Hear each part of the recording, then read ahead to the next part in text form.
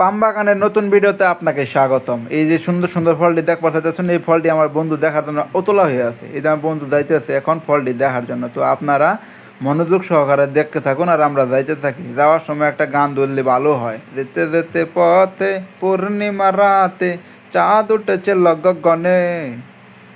Mind ছুট করলাম না, আস্তা করলাম, কারণ খুবই যা বলছে ওই সব কিছু বলা যাবে না।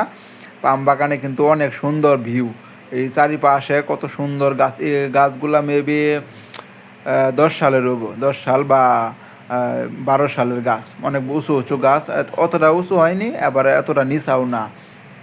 তো আমার বন্ধু খুব মনোযোগ সহকারে বলতেছে যে এতদিন ধরে ফল কাটাচ্ছিল, আমার বালা দিকে ফল দেখাস না, ও আর বেসিকে কাজ করে। তো ওরে পাহা ফল দেখানোর জন্যই আমার মূলত এইখানে আসা।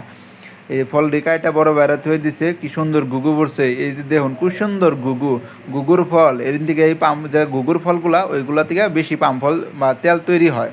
তো মূলত তেলের ফ্যাক্টরি চায় গুগুওয়ালা ফল, কাঁচা ফল তারা চায় না। তো সেই জন্য বন্ধুরা দেহাবানিকে নিয়েছিলাম, অনেক দিন পর সে আসছে আমাদের এখানে। তো আপনাদের দেখে কেমন লাগলো অবশ্যই অবশ্যই কমেন্ট করে জানাবেন। আমাদের বাগানটা দেখতে খুব সুন্দর, খুব খুব সুন্দর। একটা প্রাকৃতিক দৃশ্য দেখার মতো একটা জায়গা। কি সুন্দর রাস্তা, চারিদিক দিয়ে সবুজ শ্যামলে ভরা। বিকেলে পাখির ডাক, সকালে মোরকের ডাকে ঘুম ভাঙে। এই তো সেনা পাম বাগান হলো শান্তির জায়গা। আর এত সুন্দর সুন্দর ফল দেখলে মনটা চোখটা জোড়ায় যায়। পাম ফল আসলে দেশে থাকতে অনেক দেখার ইচ্ছা ছিল, কিন্তু মালয়েশিয়ায় সেই আসার পরে সেই ইচ্ছাটা পূরণ হয়েছে। যাক মাশাআল্লাহ, আলহামদুলিল্লাহ, আল্লাহ তাআলা আরেকটা ইচ্ছা পূরণ করছে। আপনারা একটা কমেন্ট করে আরেকটা ইচ্ছা